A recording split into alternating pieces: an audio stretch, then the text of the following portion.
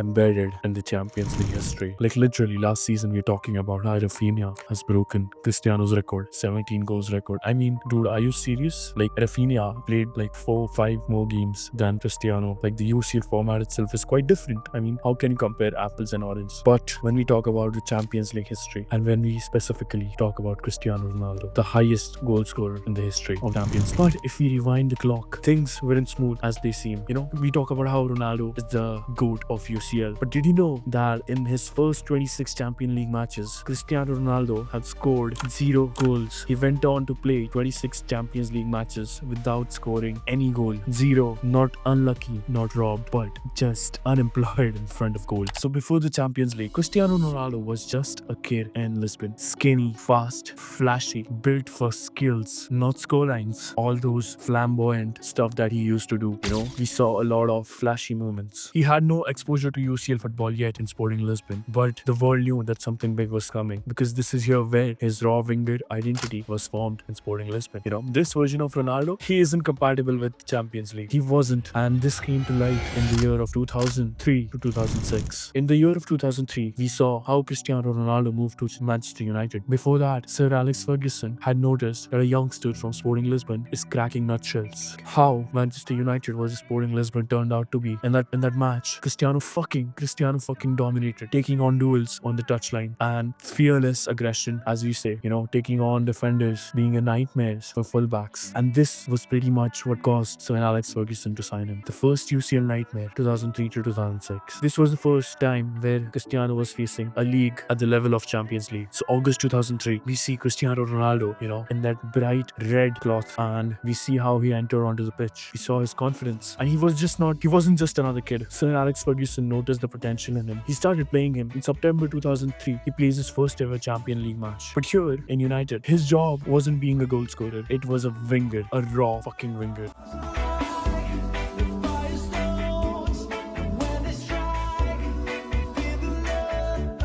His job, dribble, to cross, and to entertain. I mean, we saw the step-overs, right? And he used to stretch the defense, you know? He used to stretch the defense. But something was lacking, the end product. The thing is, he beat 3 defenders just to cross to absolutely nobody. And this comes to a point where a stat should not exist. In his tenure at Manchester United, till the end of 2005-2006, by 2006 May, Cristiano had played 26 Champions League matches. But goals? Nah, far from it. He had 0 goals. Some defenders scored before Ronaldo did. And this is not propaganda. This is actually what happened. Cristiano wasn't built for that finishing poacher role. But then, in the year 2006 to 2007, we saw it shift. A big shift wasn't coming. The Viva Ronaldo shift became more obvious here. In 2006-2007 season, something just snapped. And the summer break before that, Cristiano decided if he had to come off stronger, if he had to be noticed, he had to do something different. He trained with a goal in mind, where he trained so as to condition his body for that goal-scoring nature. He went on to train under the swimming pool every fucking where, you know. He used to train at Piers Morgan's house. Like, what the fuck? But that's the point. He was built for this. He knew that. Ronaldo did understand that brutal truth. The truth that skills don't win the Champions League, goals do. And we saw fewer step-overs, more direct box runs, stronger physique, and we saw the fact that he wasn't afraid of taking shots anymore. We saw that Porto goal. Oh my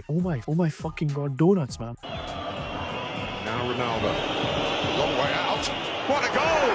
Not too far out for him. That goal was absolute beauty, sensational. I mean, probably saw Piers Morgan fapping to it, but never mind. We saw UCL goals arrive from here. Instagram Ronaldo was slowly being deleted, and the real Ronaldo was coming on. In the year of 2007-2008, we saw Ronaldo actually getting what he deserved, the Ballon d'Or season. In 2007-2008 season, he had 42 goals, all competitions, 8 Champions League goals, and this came from all the conditioning that he did. He was more direct, the headers, the lead box runs, and the conversion from an inverted winger to a more of a central role. And this was the final moment, May 21. In the 2008 final, we saw Manchester United versus Chelsea. Cristiano opened the scoring for Manchester United in 26th minute with an absolute fucking beauty header from Wes Brown.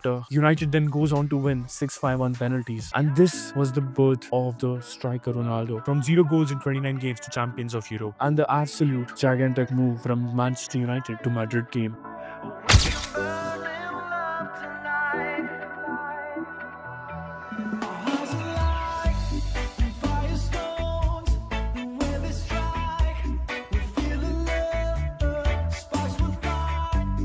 Early Madrid seasons were in dominance. Ronaldo scored, Madrid struggled, but the purpose of this phase was learning knockout football, being more clinical with the chances, preparing for his prime years. And Cristiano went on to, as we know, win 5 Champions League. We'll come on to that. But this tournament becomes his key moment. The year 2013-2014, also known as the La Decima, where Cristiano's peak is defined. 17 UCL goals, a record that is held by no one. And we say Rafinha last season wins. Don't get me wrong, I'm a Barca fan, but 17 UCL goals is something different. Nobody has able to break this record. Till the point of La Decima, at this point, the Champions League stopped being a competition. It became a schedule for Ronaldo. It became a schedule Ronaldo followed. The 2015 to 16, 2016 to 17, back-to-back fucking wins. Goals in quarterfinals, goals in semi-finals, goals in finals. And this stat will absolutely shock you. Cristiano Ronaldo has the most UCL knockout goals in the history. We see the comparison. We see this on a scale. We have Kylian Mbappe. We have Robert Lewandowski on 20. We have Kylian Mbappe on 20, on the 20 scale. Then we have Lionel Messi, who has a decent number of goals. But the jump from Lionel Messi to Cristiano Ronaldo for the first position for the UCL knockout goals is insane. Can you even see it? I don't understand why people still call out Ronaldo for not having his La Decima character. I mean, look at his goal. Look at his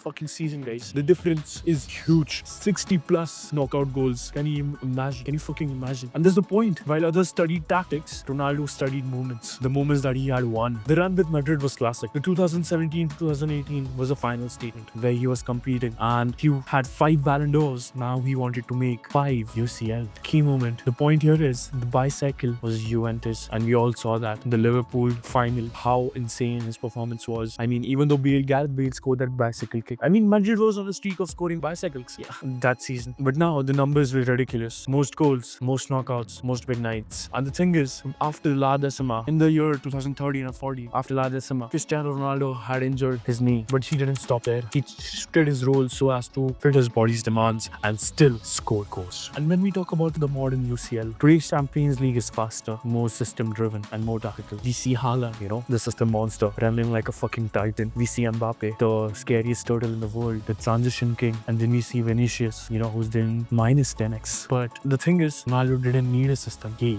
was the system. And there's the point. He comes a full circle. From 2003 to 2018, the same player who started with 0 goals in 26 Champions League matches finished as the Mr. UCL, finished as the greatest scorer in the history of competition. That's not talent. I mean, he is talented, but I want to make this cinematic. That's not talent. That's obsession. And that's the hunger.